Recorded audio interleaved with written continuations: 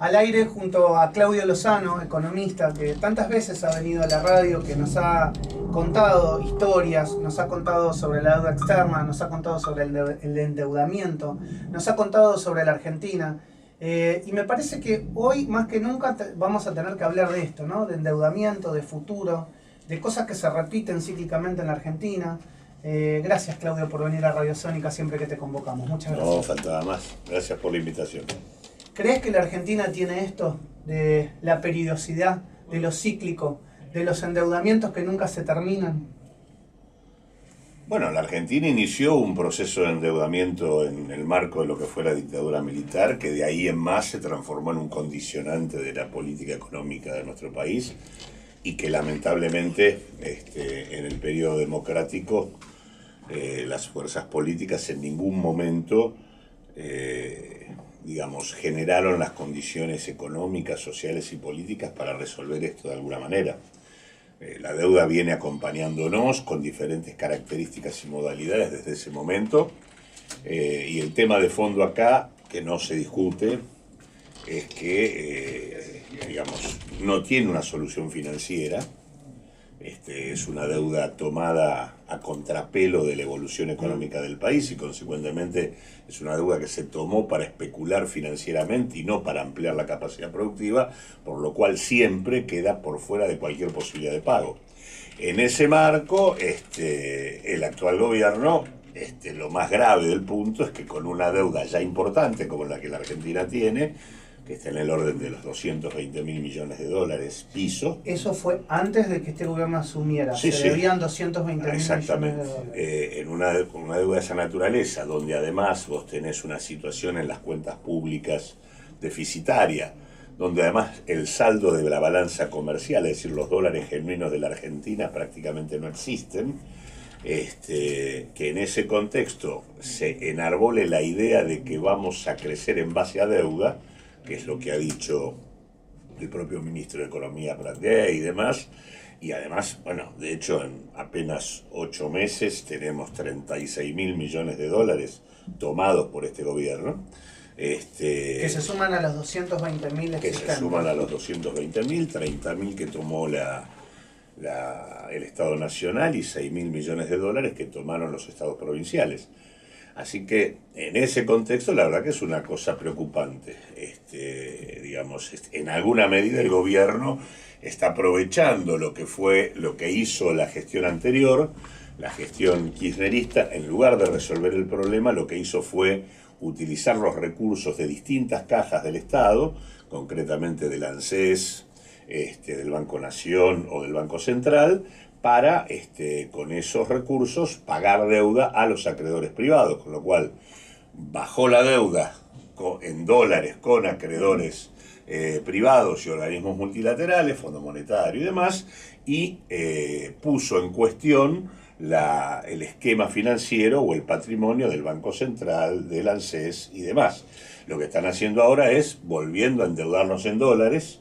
O sea que en todo caso la baja que tuvimos de deuda en dólares está volviendo a subir de manera acelerada. Que claro, es lo que está pasando. Tal vez lo que te voy a preguntar, no soy economista, pero porque uno va leyendo las noticias. Vos me decís que en 9 meses nos endeudamos en 36 mil millones de dólares. Uno tendería a pensar que esos 36 mil millones de dólares fueron a las reservas justamente para cuidar, no sé, por ejemplo, la moneda, para cuidar el tipo de cambio, o para ir justamente a inversión productiva, o a rutas, o a caminos, que generen que justamente la Argentina tenga mejor competitividad.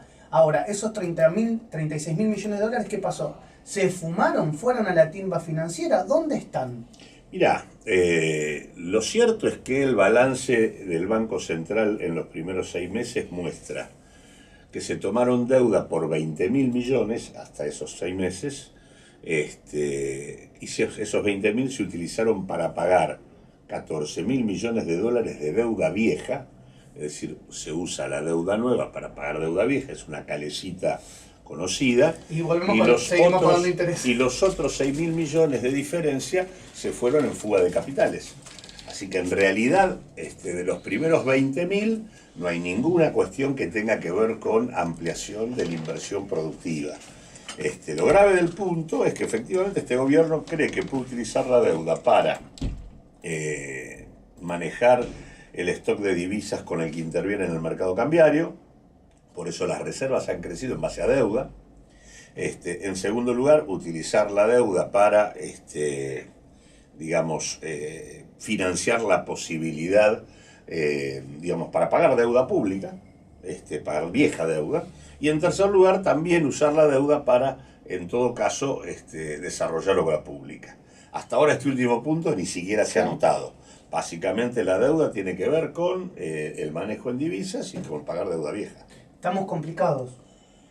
Nosotros, yo creo que, acá se perdió una oportunidad política histórica y económica histórica en el periodo anterior, donde la Argentina dispuso de una cantidad de oportunidades en materia, básicamente porque América Latina tuvo los mejores términos del intercambio de su historia, por los precios que tenían los productos que vendía, y eso le permitía una disponibilidad de divisas que hubieran posibilitado avanzar en un cambio productivo que Argentina necesita, porque el problema de fondo acá es que nosotros seguimos teniendo el mismo esquema productivo que resultó de la experiencia de los 90, que creció en la etapa pasada, pero sus características, en términos de un patrón exportador basado en recursos naturales y por lo tanto francamente débil, que además es un patrón exportador complejo, porque está basado en el complejo sojero, está basado en el complejo minero,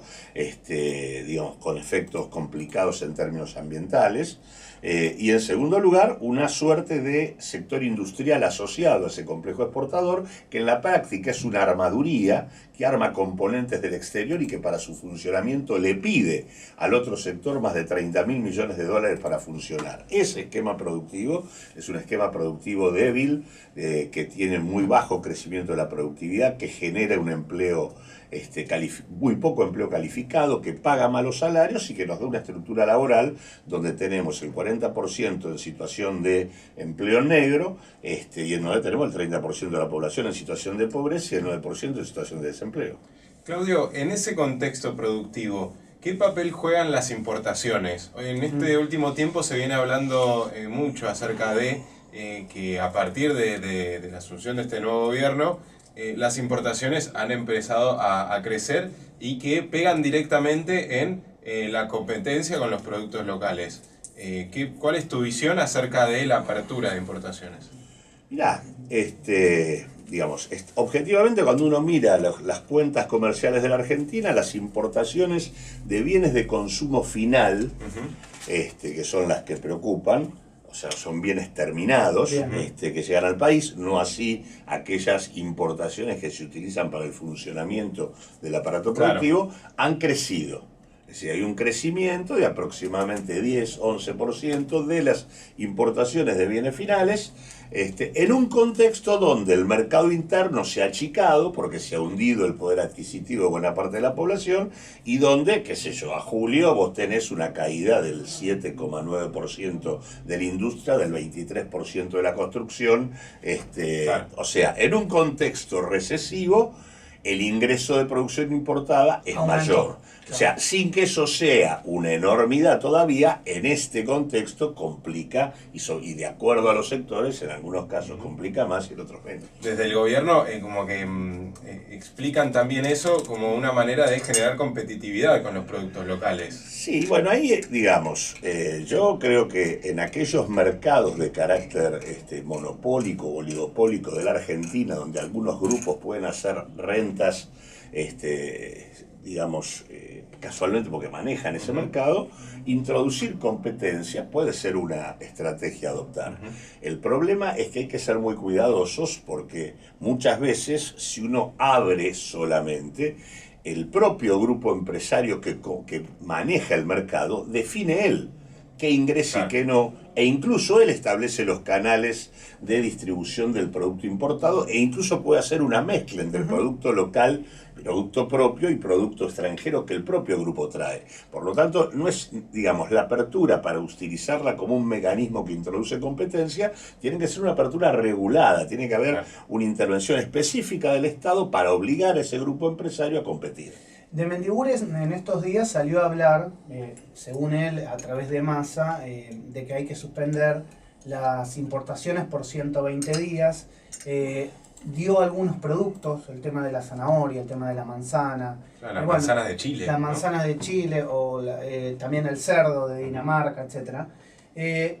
Lo estaba haciendo creo que si no mal no recuerdo, fue en Radio Mitre el sábado, y el ministro Cabrera llamó a la radio y dijo que obviamente hablar de esta manera era de mala leche, era de ser un mentiroso y de no estar ajustado a la realidad.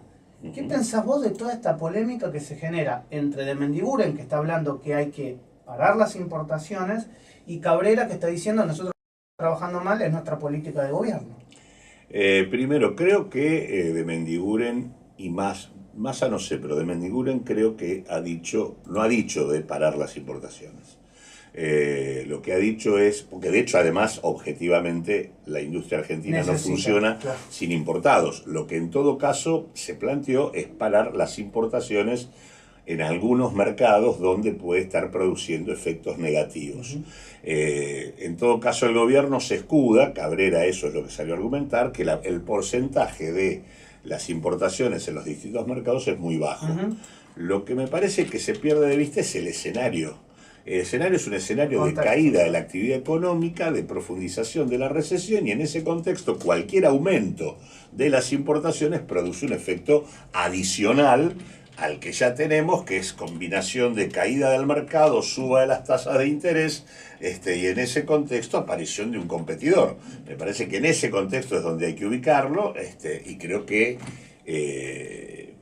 sería deseable que el gobierno tomara nota de que hay problemas, la expectativa de que todo va a mejorar porque va a mejorar, no tiene mucho sentido, ¿no? ¿Qué pasa en otras economías? A ver, ¿por qué te pregunto esto? Porque aquellos que están en el gobierno dicen, uno siempre tiene que reflejarse en lo que pasa en otros países, en Estados Unidos, en Europa, etcétera, etcétera, etcétera. Uno tiende a pensar que, como están en un contexto de capitalismo, todo es libre. Y cualquier cosa puede entrar y cualquier cosa puede salir de esas economías, tanto en Estados Unidos como en Europa. Pero uno cuando obviamente empieza a ver, a analizar, se da cuenta que son países muy proteccionistas también. Mira, una parte muy importante del comercio mundial es comercio intrafirma. Es decir, son las propias corporaciones transnacionales que se venden entre sus propias filiales a sí mismas. Obviamente en ese marco la libertad no existe. Es un comercio absolutamente autorregulado por las propias corporaciones. Y también la verdad que todos los países desarrollados utilizan distintos instrumentos para defender sus procesos productivos. El tema de la libertad de mercado como tal es una estupidez. Lo que sí es cierto es que hay intercambio global. Ahora vuelvo a decir, una parte fundamental de ese intercambio global es al interior de las propias corporaciones. Es lo mismo que decir que hay libertad de comercio entre Argentina y Brasil en el sector automotriz, donde se da al interior de las propias firmas transnacionales que operan a un lado y otro de la frontera. Entonces digo, no. ¿Y vos crees que ese discurso en realidad se le impone justamente a los países emergentes o a los terceros países que no son parte de, digamos... No, yo creo que obviamente hay una tendencia que los países como los nuestros, que son los que tienen como deuda replantear su esquema productivo, obviamente si vos no apelás a los distintos instrumentos de política económica, donde la protección selectiva es una, digamos, apertura selectiva o protección selectiva, que es exactamente lo mismo, vos tenés que abrir donde te conviene abrir y tenés que cerrar donde te conviene cerrar en función de la idea de cambio productivo que tenés en la cabeza. Lo más grave que hay acá en la Argentina, que nosotros deberíamos haber puesto en debate qué proyecto productivo queremos encarar y en función de eso discutir el tipo de mercado que debe abrirse y cuál no, y hasta qué nivel y con qué características y con qué condiciones. Argentina necesita eso. Ahora, eso es lo que no aparece. A este gobierno no se le ha escuchado una sola idea respecto a cuál es la perspectiva productiva del país. Perspectiva productiva del país, y me parece que hoy hay dos modelos, al menos que uno tendería a pensar: Mercosur, o el proceso productivo dentro de Mercosur, o el proceso productivo si nos vamos acercando hacia el Pacífico. ¿Cuál es el proceso productivo que quiere imponer hoy el gobierno para la Argentina y para los trabajadores argentinos? A ver, la cuestión con el Pacífico nosotros ya la tenemos incorporada y de hecho América Latina la incorporó en todo el periodo pasado a través de la intervención de una potencia extracontinental como China, que si algo tiene que ver con el Pacífico es mucho.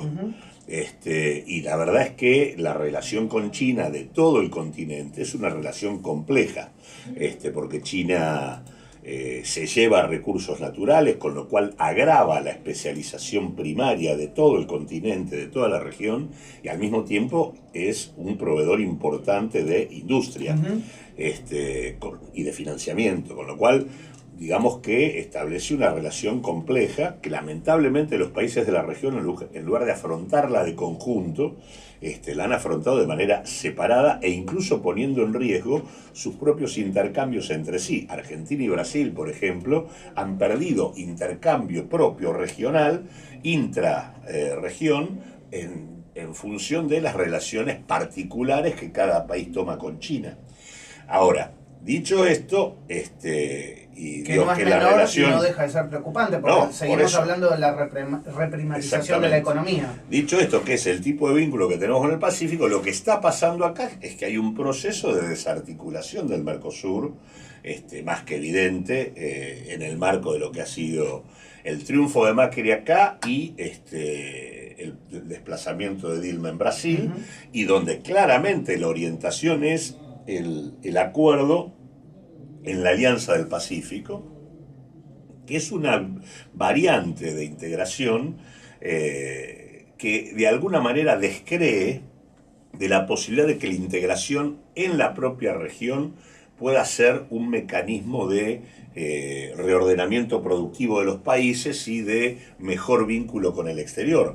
En realidad los términos de la Alianza para el Pacífico son los términos de una plataforma de exportación de recursos naturales, en línea con la exportación primaria, subordinada a los ejes de los Estados Unidos en relación a una suerte de escudo en el Pacífico frente a China, lo cual incluso plantea una cuestión de contradicción con las relaciones importantes que Argentina tiene con China, claro. Porque por un lado nosotros tenemos una relación con China mala, pero relación al fin, y por otro lado estamos ascribiendo a una orientación que bajo la égida norteamericana va hacia el Pacífico en cierto conflicto y contradicción con China, ¿no?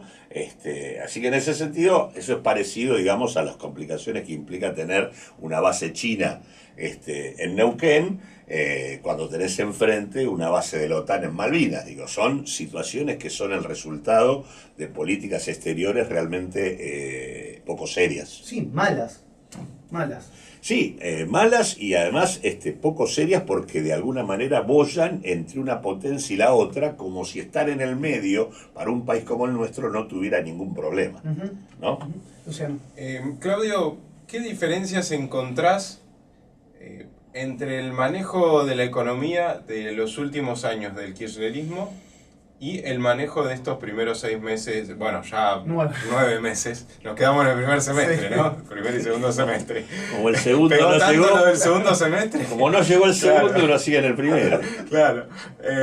Y entre estos 9 meses del gobierno de Macri, porque digo, pago de deuda a los buitres, bueno, el gobierno de Cristina Kirchner pagaba también, digamos, al Club de París, pagadores seriales en un momento se decía de deuda. En cuanto a emisión, en cuanto a los manejos económicos. Mirá, hay un enfoque común en la última etapa del gobierno del kirchnerismo y este tiempo del macrismo. El enfoque común es, frente a la ausencia de dólares, hay que poner en marcha un ajuste. Y un ajuste que además esté enganchado con un proceso de recomponer las relaciones financieras con el exterior para conseguir financiamiento. La diferencia es que mientras el gobierno anterior intentó hacer un ajuste más controlado y en cuotas o en grajeas, acá lo que se puso en marcha es un proceso de cambio en los precios que tuvo un impacto mucho mayor. ¿Qué es lo común? Ejemplo, Kicillof en el 2014, enero del 2014, devalúa el 23%, además tenés suba importante en las tasas de interés, junto con esto permisividad para el aumento de los precios, se produce un retroceso del salario real, la economía cae en recesión, en ese proceso además se resuelve el problema con Repsol pagándole lo que no se le iba a pagar teóricamente, luego se pone en marcha las conversaciones con el fondo modificando el tema de las estadísticas del INDEC, luego se cancelan algunas deudas con el CIADI, se hace la negociación escandalosa con el Club de París, aumentando la deuda prácticamente de 6.400 millones a 9.900 o 9.700. Digo, todo eso iba con destino a poder lograr financiamiento hasta que llega Griese y dice, acá se paró la película, el gobierno, entre la recesión que tenía y que Griesa le paró la película, ¿qué hizo? A partir de ahí abandonó el ajuste y trató de sobrevivir hasta el final del mandato, tratando de hacer una especie de plancha, tratando de mantener los votos, por decirlo de alguna manera. Este gobierno, digamos, también toma la idea de que hay que ir al ajuste, por eso la devaluación. Ahora, hace una devaluación mayor de prácticamente un 50%, no solo hace la devaluación, sino que elimina retenciones, con lo cual amplifica el efecto de la devaluación y la transferencia de ingresos a los sectores agroexportadores. Lleva arriba las tasas de interés de manera muy significativa, incluso por encima, de alguna manera desregula el mercado cambiario, ¿no? Para libre entrada y salida de capitales, con lo cual le otorga a la timba financiera un papel mucho más relevante. Digamos que lo que no hace ese gobierno, del mismo modo que no lo hizo el otro, es poner en marcha lo que podría ser otra parte del capítulo del ajuste, que es el ajuste en las cuentas públicas. Eso no pasó, lo que hay es modificaciones en términos de impuestos y de gastos, eliminación de retenciones, pérdida de recaudación de sectores que tenían capacidad económica y demás, pero el déficit prácticamente se mantiene igual. Lo que sí ha cambiado es que en lugar de que emitan moneda, una parte de ese déficit se financia con deuda. Claro, lo que te voy a preguntar ahora tiene que ver más que nada con tu visión de futuro, ¿no? Supongamos que mañana Macri dice, bueno, me equivoqué. Y me gustaría conocer otra visión ideológica de la cosa, a ver cómo salimos de esto, pero con la gente adentro. ¿Qué opciones le darías en 4 o 5 tips? Es decir, mira, hay que hacer esto, hay que hacer esto, hay que hacer esto. Lo primero, debería recuperar uno de sus eslogans de campaña que parece haber olvidado, que es el de pobreza cero.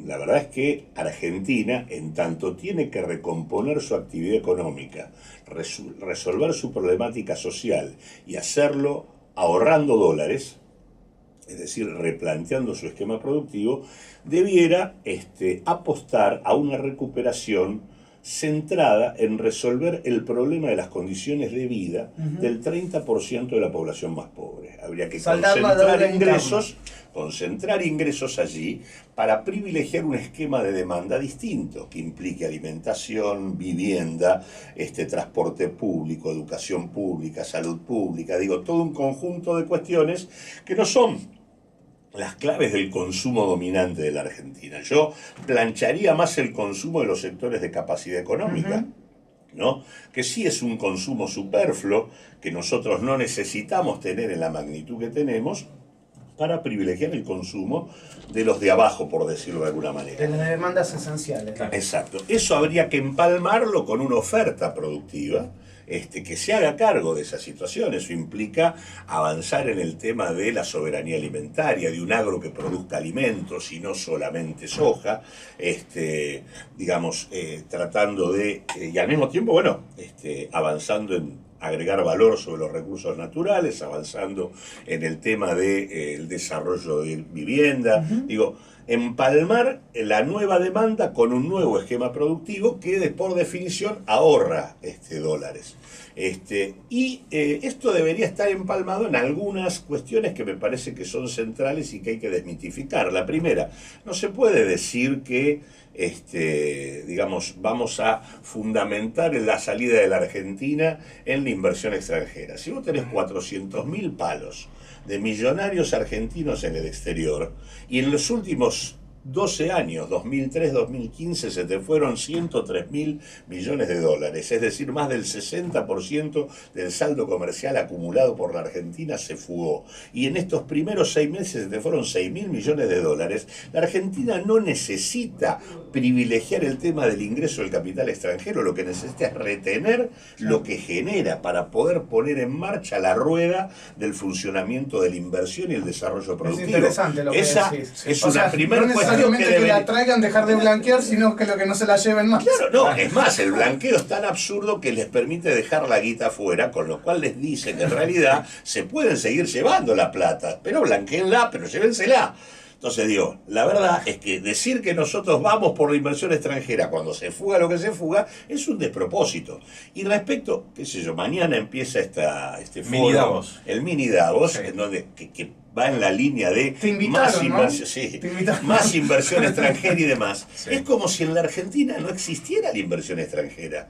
Las principales actividades del país están en manos extranjeras. Claro, Ahora, la minería, discusión es qué hace la inversión extranjera acá. Y cuando uno mira, se encuentra con que la inversión extranjera depreda recursos naturales, o cuando está en la industria o en los servicios, no incorpora progreso técnico, no incorpora proveedores, se remiten al exterior más del 70% de las utilidades, importan a lo pavote, porque como no traen proveedores acá, tenemos que pagar todas las cosas que vienen de afuera. Entonces digo, ese tipo de inversión extranjera a nosotros no nos sirve. La inversión extranjera que precisamos, que debe ser complemento de la inversión local en base a lo que nosotros acumulamos, debe ajustarse a las características y al diseño de un proyecto productivo. Entonces digo, en ese marco hay algo además que Macri creo que no entendió. Él ganó con el 52% de los votos en un balotaje, donde en la primera vuelta él había obtenido 26%. Llegó al 52%, es decir, el doble, por rechazo a la gestión anterior, no porque hubiera un acuerdo